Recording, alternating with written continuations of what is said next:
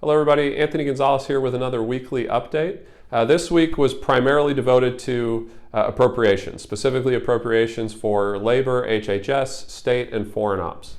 And I'm not on the appropriations committee, as many of you may know, and so my role in this instance is to submit amendments to the bill that we're debating to make sure that Northeast Ohio's priorities are taken care of. And so to that end, I submitted 3 amendments, 2 of which were ruled out of order. One was made in order and passed overwhelmingly with bipartisan support, which was great. And so what were those? So number one, first one was an amendment to protect people with pre-existing conditions. All this says is no money in the bill can go towards restricting access for folks with pre-existing conditions. So pretty straightforward. I've been clear from day one that I think we need to protect people with pre-existing conditions. This would have been another version of that.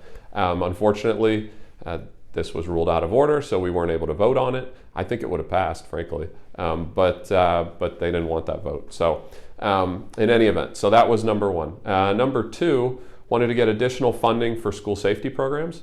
The administration requested an additional $80 million to go towards school safety. Democrats have reduced that, and so all I said was, hey, can we get 10? Can we get $10 million more? I think we all agree we need to protect our schools and do a better job of that. Unfortunately, that was also ruled out of order.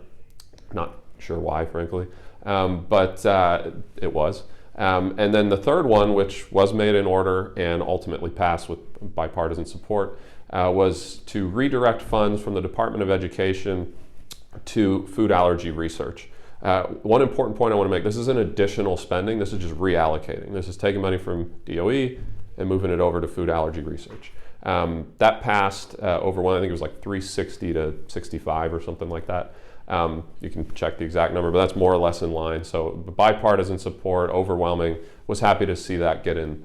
And so that was a big kind of moment for us. And then additionally this week, I did an interview on Morning Joe. We posted it the other day, and the topic was trade. And I thought it was a great discussion, frankly. They asked really good questions. They asked hard questions. It was, I think, 3 or 4 people on the panel from across the political spectrum. And it was a good discussion. And so I would encourage you to look at it. My basic point in that whole thing is we need to have a vote on USMCA. I think that would be the number one issue that we could tackle as a Congress that would benefit our economy almost irrefutably. So we had a nonpartisan commission look at this, and basically they said, look, this USMCA will raise GDP by over 0.25%, over 150,000 jobs.